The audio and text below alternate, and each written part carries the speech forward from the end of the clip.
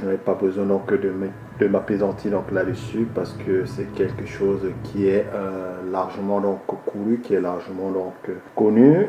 Il s'agit évidemment donc du culte en fait de l'inculture, le culte en fait de l'ignorance en fait. Je pense que ça par contre ça ne souffre d'aucun doute dans notre communauté. On se complaît évidemment donc dans l'ignorance et j'ai même envie de croire, enfin, j'ai envie de croire. Je n'ai pas réellement envie de croire mais je suis persuadé plutôt. Ce serait la meilleure formule. Je suis persuadé que c'est quelque chose qu'on cultive. On cultive en fait l'ignorance chez nous. On a des décennies et des décennies justement d'expériences de vie, d'histoire, de réalité dure qui malheureusement ne nous ont toujours pas donc appris des décennies. Apprises en fait qu'il fallait donc s'armer donc du savoir pour pouvoir donc réussir dans la vie. Et malheureusement, les explications sont évidemment nombreuses. Comme vous l'aurez compris, évidemment, les différents arts je ne vais pas se complètent, mais en tout cas s'entretiennent, s'auto-alimentent et forcément donc tous ces éléments en fait sont liés et donc entre eux et forcément donc ne peuvent nous pousser véritablement que vers les précipices, vers l'échec. L'inculture est quelque chose qui est, oui, caractéristique des Noirs, quoi. Je veux dire, si vous voyez n'importe qui là dehors et vous lui demandez de citer 5 adjectifs, très honnêtement, 5 adjectifs qui caractérisent en fait les Noirs, ils vous le diront. À un moment ou à un autre, ils vous le diront que voilà, on est un culte et visiblement les faits sont là. On ne fait pas clairement l'effort donc pour nous améliorer. On n'en fait pas beaucoup. Et c'est pathétique. Et ce n'est pas comme ça qu'on pourrait évoluer. Donc évidemment se cultiver, être béton, être solide, donc apprendre et apprendre de tous. Et apprendre de tous. Pas juste à ingurgiter les bêtises en fait qu'on rabâche donc à l'école. Mais apprendre de partout. Aujourd'hui, on a Internet, justement, qui est un moteur absolument fantastique pour peu qu'on se donne les moyens, évidemment, de rechercher l'information. On a Internet, on a des vidéos qui permettent justement d'apprendre. Et malheureusement, on est très peu à apprendre. Et dans un monde de l'information, dans ce monde donc, de la communication, malheureusement, si vous n'êtes pas informé, si vous n'êtes pas cultivé, vous êtes mort. Déjà, qu'en étant informé et cultivé, vous êtes pratiquement à la remorque déjà. Si en plus vous n'avez pas cette arme-là, ça risque d'être très compliqué. Ça risque d'être très très compliqué. Et à l'évidence, en fait, on ne fait pas d'efforts. Les gens disent que c'est des questions de moyens, je pense pas. Je pense que la culture, c'est d'abord une question en fait d'attitude, c'est une question de comportement, c'est une question de parents. Ce sont les parents qui vous inoculent cela. Mais comme je vous disais donc dans le point précédent, lorsque vous avez donc des aînés qui sont médiocres, vous ne pouvez pas avoir des enfants qui sont brillants, c'est tellement plus compliqué. Vous voyez, et c'est ça donc la causalité donc d'avoir donc cette culture donc du traître dont je parlais donc dans la terre précédente. Lorsqu'on dit, je crois il y a un adage qui dit lorsqu'un vieux meurt, en fait c'est une bibliothèque qui brûle. Je pense que ça c'est à peu près vrai partout sauf en Afrique. En tout cas, moi ça ne me dérangerait pas que tous les vieux qu'on a en Afrique là meurent parce que je ne vois pas ce qui nous a apporté le positif et je peux vous dire c'est certainement pas une bibliothèque qui brûlera. Oui, c'est certainement pas une bibliothèque qui brûlera parce que ces gens ne nous apporteront rien. Je veux dire, il n'y a rien à apprendre là-dessus. Je sais qu'on a appris aussi chez nous en Afrique à respecter les aînés. Moi, je respecte et d'abord, je respecte tout le monde, même ceux qui ne sont pas mes aînés, même les gamins. Donc, c'est naturel de respecter tout le monde. Je ne dis pas qu'il faut cracher sur les vieux qu'on croise dans la rue. Mais non, je ne suis pas prêt comme ça à croire de manière azimut, de manière en fait, comment dire cela, de manière sans contrôle, quoi, de croire tout bêtement, on va dire. Donc, ce que me raconte une personne sous prétexte qu'elle est plus âgée que moi. Parce que, voilà, comme je vous ai dit, nos aînés n'ont pas brillé justement par leur qualité donc, morale, par leur qualité intellectuelle, par leur qualité donc, de hardiesse, de courage, bien au contraire. Et donc, je trouve que cet adage ne fonctionne absolument pas pour nous les Noirs. On ne doit pas s'inspirer de nos aînés parce que nos aînés sont des taurons en fait de lâcheté, sont des taurons donc, de médiocrité, de bassesse, de corruption, d'inefficacité, de pleurnicherie. Et en aucun cas, nous ne devons nous inspirer d'eux. Bien au contraire, nous devons nous départir donc, de la considération, ne pas à 100% régner, on ne se régnit pas, mais leur donner le respect qu'on doit évidemment à la personne aînée, le respect naturel, et puis basta. Par contre, écouter véritablement et puis analyser avant tout, parce que leurs paroles sont paroles à caution. Leurs visions du monde sont des visions à caution. Ce sont les gens qui ont transigé pour tout, ce sont les gens qui ont négocié pour tout, ce sont les gens à qui on a tout donné, ce sont les gens qui ont toujours vécu donc en mendiant. Je parle de cela globalement. Vous l'aurez compris, je parle de ça dans une vision donc africaine, dans une vision de nation, de pays, d'ensemble et non d'individus. Évidemment qu'il y a des personnes là-dedans, certainement, qui ont fait des choses remarquables et j'en connais des personnes africaines qui ont fait des études, qui ont une sagesse naturelle importante, qui ont un bon sens de dingue. Il y en a beaucoup, individuellement. Mais collectivement, non, on ne brille pas par cela. Et c'est pas ce, évidemment, qu'on met en avant. Voilà, donc c'est érigé socialement. Donc la culture, c'est une arme que nous ne possédons pas et qu'il va falloir absolument donc mettre en place. Nos gamins ici, malheureusement, brillent aussi par leur manque de culture. Vous avez des filles moches, et plus d'être moches, en fait, elles sont bêtes. Elles ne font pas d'études, elles ne font rien. Et on se demande sur quoi elles comptent, quoi. Je veux dire, quand tu es bien moche, la seule chose qui te reste pour pouvoir rattraper le coup, c'est d'être intelligent, c'est d'être brillante, c'est d'être cultivé, c'est d'avoir de la conversation, c'est d'avoir de la personnalité. Et tout ça, ça vient justement avec une profonde connaissance. Malheureusement, lorsque vous êtes moche, obèse et qu'en plus de cela, vous avez le cerveau qui est creux, servez clairement de dévidoir. Ils arrivent en deuxième ou en troisième division, donc à 30 ou 35 ans, mais absolument faux. Lorsque vous êtes moche et inculte, vous arrivez en deuxième division donc dès 20 22 ans, quoi. Parce que quand vous êtes habitué à partager vos fesses pour pouvoir donc avoir un peu de vie sexuelle, à 22 ans, vous avez déjà le cul qui est fané. Donc tous les codes en fait de la belle femme ne s'appliquent pas à vous concrètement. Vous devez vous départir de cela. Ce n'est pas fait pour vous. Vous devez avoir d'autres considérations. Et ces considérations, c'est des considérations intellectuelles. Vous devez faire travailler d'autres muscles, pas faire travailler vos fesses simplement, ou votre cul, mais faire travailler donc le cerveau, ok? Fleurir votre connaissance, apprendre, lire. Et quand je dis lire, c'est pas lire gala et toutes ces conneries là, mais c'est de lire des choses concrètes, des choses intéressantes, des ouvrages, des choses, voilà, importantes, quoi. Des choses, vous intéressez à d'autres choses, à d'autres univers, pas spécialement de la politique, des choses ardues, mais aller vers des domaines qui sont un tout petit peu plus, qui requièrent un tout petit peu plus de fond, pas les conneries de cheveux ou les conneries de maquillage ou je ne sais pas quelle bouffonnerie là. Ça ne sert strictement à rien, c'est de la merdasse. Lorsque vous êtes moche, ça ne sert strictement à rien. Densifiez votre pensée, densifiez votre manière de parler. Donnez envie à un mec d'essayer de dépasser votre mocheté pour pouvoir vous faire un enfant, quoi. Je sais que c'est compliqué, mais donnez au moins envie donc à ce mec de vouloir vous approcher, d'avoir de la considération pour vous, ouais, de vouloir vous respecter. Voilà, de se dire, elle au moins, elle a du fond, elle au moins, elle a quelque chose à vendre. Prenez-vous en main et voilà, essayez de travailler votre cerveau. Et si collectivement, même les mecs aussi, c'est pareil. Les mecs de notre communauté, si vous êtes, mon jeton s'en fout. Mais si vous n'avez pas de thunes, les mecs, vous allez toujours être des crevards. Alors la misère sexuelle dans la communauté noire, mon frère, c'est quelque chose de terrible. Mais je suis très bien placé pour en parler. Je la vois, et je l'ai longtemps vécu. Quand je n'avais rien, quand j'étais étudiant, et même quand j'ai démarré mon travail, j'ai pas toujours baisé les femmes que je voulais. Et même quelque part, ma misère sexuelle est aujourd'hui de me retourner de temps en temps. Je dis, il faut avoir l'honnêteté de le dire. Ok, j'ai peut-être les moyens de me baiser les putes, les escort girls, comme on dit, c'est tellement beau, escort girl, mais en réalité, c'est des putes. J'ai cette possibilité de le faire, mais au fond, c'est quand même, et je ne le renie pas, c'est quand même une forme de renoncement donc, à l'effort de séduction. Voilà. Et cette misère sexuelle, c'est quelque chose qui nous habite, qui habite notre communauté. C'est pour ça qu'on est prêt à coucher avec toutes sortes de femmes dégueulasses, obèses. Je vois soit les noirs avec des femmes, des blanches, mon gars. Comme j'aime à dire, même mon chien ne coucherait pas avec, quoi. Même chose, elles sont obèses, elles sont dégueulasses. Et le mec, il est en train de traîner ça partout. Pourquoi? Parce qu'il n'a pas le choix. Parce que matériellement, c'est la seule femme qui est capable de lui donner du cul. Et comme il n'a pas d'argent, ben, il ne peut se contenter. Il n'est au contraint de se contenter que de cela.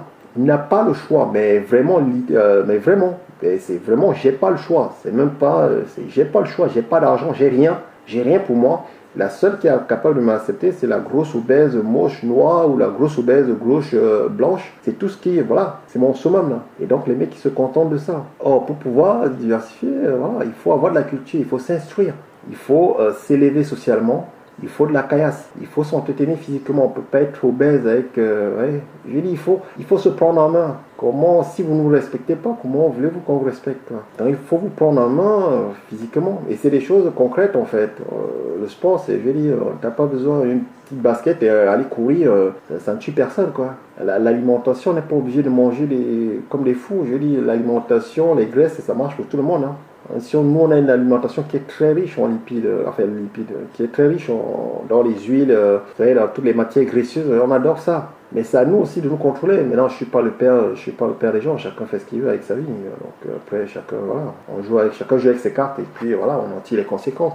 Mais à l'évidence, en fait, il va falloir qu'on se cultive, il va falloir évidemment qu'on sorte en fait de notre ignorance. Même avec nos gosses, le système éducatif est ce qu'il est en France, pas terrible pour vous en tout cas. Dans les banlieues, j'aimerais le dire, voilà, c'est des abattoirs, c'est des mouroirs d'ambition, c'est sûr. Par contre, vous avez les moyens en tant que parents donc de donner un avenir et de faire les sacrifices pour que vos enfants aient un avenir. Et ça ne tient qu'à vous, par l'instruction. Il faut les sortir de la banlieue. Il faut toujours ça c'est le prérequis numéro 1. Lorsque vous avez la moindre possibilité, au lieu d'aller vous entasser dans la banlieue, dégagez de la banlieue. Allez dans des zones, soyez même le seul noir dans ce village, mais allez-y. Ça va sortir vos enfants de cet environnement de merde. Ça va vous permettre d'être dans un autre milieu, un milieu favorable à votre épanouissement, un milieu favorable à la pensée, un milieu favorable en fait au retrait. La solitude, c'est bien, ok? Que vos enfants se retrouvent là, même de la difficulté, être le seul noir dans ce village, je dis, ça permet aux gamins d'apprendre l'affrontement dès le plus bas âge, la difficulté du réel, quoi. Les propos racistes et compagnie, c'est bien. Ça forge le mental, ça forge le comportement. Ça fait des gens très courageux. Et on est des gens très courageux. On est forcément des gens très courageux. J'ai un respect absolument immense pour les mecs, les sans-papiers qui s'élèvent en Afrique. Le mec, il n'a rien, il marche, il traverse, je sais pas, son pays, la Libye. Il se retrouve en Italie, il prend des bateaux, mais c'est même pas des bateaux, quoi. Bref, les mecs qui sont sur des rafios de merde, le mec il arrive, il débarque en Europe, il n'a rien, pas de papier, rien du tout, il ne connaît personne, il ne parle même pas la langue, parfois il ne parle même pas le français. Le mec il débarque en France, il job, honnêtement, je ne pourrais pas le faire. Ça nécessite un putain de courage, c'est au-delà même du courage en fait, c'est de l'inconscience. Ça au fond, c'est une qualité qu'on a. Mais cette inconscience, si on pouvait la mettre sur des choses valeureuses, putain, on ferait mal. Malheureusement, on ne prospère pas, on ne fait pas des choses intéressantes. Mais on a besoin de ça. Et je vous dis, on l'a ça en nous. Il faut voir les jeunes, là, lorsqu'ils veulent jouer au football, ils sont prêts à toutes sortes de sacrifices pour jouer au foot. Si tu pouvais juste mettre un tout petit peu de cette énergie, de cet engouement pour, je ne sais pas, finir avec ton BTS en électricité ou ton BTS en action commerciale, ce serait super, putain, tu pourrais, je dis, on pourrait faire tellement de choses si on avait juste la motivation. C'est pour ça que je dis, c'est pas une question d'argent, c'est une question de motivation, c'est une question de culture. Il faut qu'on ait la culture en fait de la gagne, qu'on ait la culture en fait de l'apprentissage réel, qu'on ait envie d'apprendre et que nos parents nous motivent à apprendre. Qu'il y ait une nouvelle génération de gens qui se détournent en fait de ces représentations que nous avons eues par le passé. Nous sommes en Afrique des pays corrompus. La corruption, c'est quelque chose de normal dans nos pays. Et c'est pour ça que ce sujet donc, de culte, en fait, de l'inculture, de l'ignorance, en fait, est à corréler immédiatement donc, avec celui que j'ai traité bien avant, celui du traître. On a baigné dans cette illusion, en fait, ces modèles, en fait, de faiblesse. Ça nous a contaminé l'esprit. Et lorsque vous arrivez donc à un âge avancé, lorsque vous avez des parents, lorsque vous avez des enfants, excusez-moi, c'est compliqué quand vous n'avez pas d'argent, vous êtes parents, de pouvoir leur transmettre autre chose, qu'on dit vas-y, débrouille-toi, et même lorsqu'ils volent, on fait comme si on ne savait pas. Il y a des enfants, il y a des parents qui vivent à la maison, c'est les enfants qui payent tout. Les enfants, ils ne travaillent pas, normalement ils sont étudiants. Les parents ne se posent même pas la question de savoir comment est-ce que mon gosse fait pour avoir un écran plat, comment est-ce que mon gosse fait pour s'habiller. Le mec, il ne se pose pas la question, il n'a pas envie de se poser les questions. Comment est-ce que mon gosse fait pour remplir le frigidaire? Les gens ne veulent pas voir la réalité. Mais ça remonte à tous nos modèles, ça remonte à nos aînés. Nos aînés nous ont tués avec ces modèles de merde. La corruption, c'est normal chez nous. Et avec de telles mentalités, comment voulez-vous qu'on s'en sorte? On ne peut pas s'en sortir si le système déjà est corrompu. Mais quand je dis système, c'est véritablement si toutes les consciences, si toutes les mentalités sont corrompues. C'est ça qu'il va falloir nettoyer. C'est ce culte en fait de l'ignorance, ce culte en fait de l'inculture, ce culte de la médiocrité. Il va falloir sortir de cela. Donc je ne vous apprends rien. Et je pense que voilà, on est tous conscients, on sait exactement que ça ne viendra que de nous. Ça ne viendra de personne d'autre que de nous-mêmes. Et à nos femmes là dehors, sortez de vos illusions. Vous n'aurez rien avec votre pseudo-beauté, avec vos pseudo-cheveux à la con. Prenez-vous en main, bétonnez votre cerveau. Cessez de croire que vous êtes équivalente en fait à la blondasse qui est sur OK Podium. Je ne sais pas si c'est OK Podium, les trucs de girl, les filles de girl. Voici, vous savez, les mannequins blondes, là, Claudia Schiffer et compagnie. Ce n'est pas pour vous. Vous ne vous en sortirez que dans le travail, que dans l'intellect. Il n'y a que l'intellect qui vous sauvera.